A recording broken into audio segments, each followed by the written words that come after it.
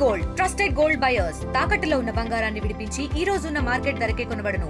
మరిన్ని వివరాలకు సంప్రదించండి 7710777720.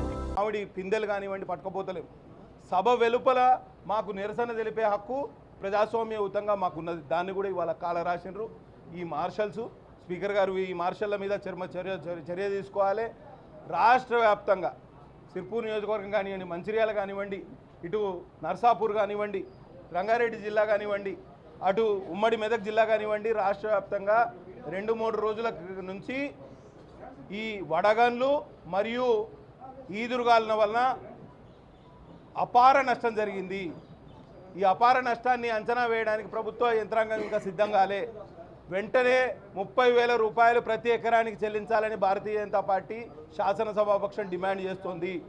ఇవాళ రైతులు ఇవాళ ఎంత అన్యాయం అయిపోయిందంటే ఫసల్ బీమా యోజన రాష్ట్రంలో అమలు చేస్తలేరు. కనీసం వారికి కేంద్ర వాటా కట్టడానికి సిద్ధంగా ఉన్నా కూడా, రైతులు వాటా కట్టడానికి సిద్ధంగా ఉన్నా కూడా ఇవాళ రైతుల్ని నట్టేట ముంచుతోంది ప్రభుత్వం. రైతు ప్రభుత్వం అని చెప్పి ఇవాళ రైతులు పంట నష్టపోతే వాళ్ళని గాలికి వదిలేసే కార్యక్రమం చేస్తుంది. దీన్ని మొత్తం రైతాంగం రైతు సోదరులందరూ గమనించాలి. తప్పకుండా 30,000 తక్కువ కాకుండా నష్టపరిహారం చెల్లించాలి. వెంటనే ఈ ఖరీఫ్ సీజన్లో ప్రధానమంత్రి ఫసల్ బీమా యోజన అమలు చేయాలని భారతీయ జనతా పార్టీ శాసనసభాపక్షం డిమాండ్ చేస్తూ నేను సెలవు తీసుకుంటున్నా. ధన్యవాదాలు. ఈ రాష్ట్రంలో కురిసినటువంటి వడగండ్ల వాన వల్ల రాష్ట్రంలో ఉన్నటువంటి రైతులు నష్టపోయినరు. చేతికి వచ్చేటటువంటి పంట పూర్తిగా నాశనం అయిపోయింది.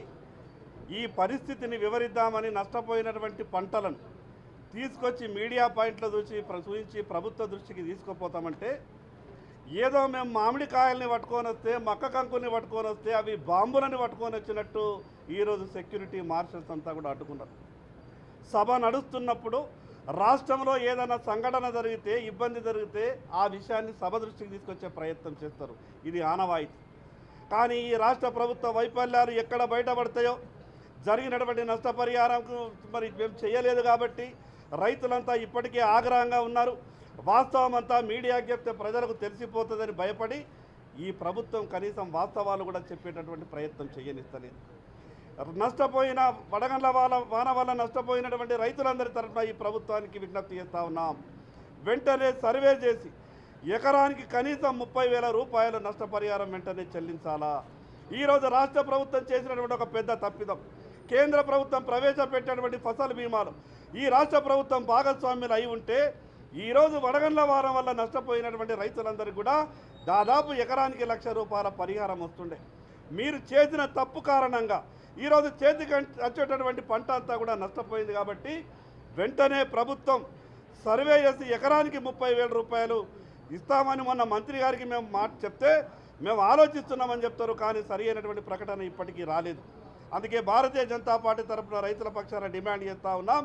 జరిగిన నష్టాన్ని వెంటనే అంచనా వేసి వాళ్లకు పరిహారం ఇవ్వాల్సిందిగా ఈరోజు ప్రభుత్వాన్ని డిమాండ్ చేస్తాం.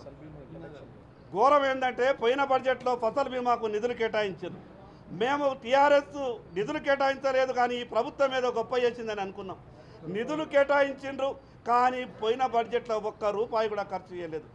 ఈరోజు శాసనసభ సాక్షిగా శాసనసభను వేదిక వేసుకొని రైతులని మోసం చేసింది ఈ కాంగ్రెస్ ప్రభుత్వం.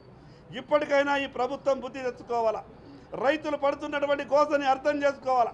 రైతులను ఆదుకోవాలని నరేంద్ర మోడీ గారు గొప్పగా ఆ యొక్క ఫసల్ బీమాని తీసుకొస్తే ఈ రాష్ట్రం అమలు చేయతందుకు ఈ రాష్ట్రానికి ఏమైంది, ఈ రాష్ట్రాన్ని పరిపాలిస్తున్న నేతలకు ఇప్పటికైనా కనీసం సోయి తెచ్చుకొని ఫసల్ బీమాని అమలు చేయాల్సిందిగా డిమాండ్ చేస్తున్నాం. మరిన్ని వీడియోస్ కోసం ఛానల్ ని సబ్స్క్రైబ్ చేయండి. లేటెస్ట్ అప్డేట్స్ కోసం వాట్సాప్ ఛానల్ ని ఫాలో అవ్వండి. ఆ లింక్ డిస్క్రిప్షన్ లో ఉంది.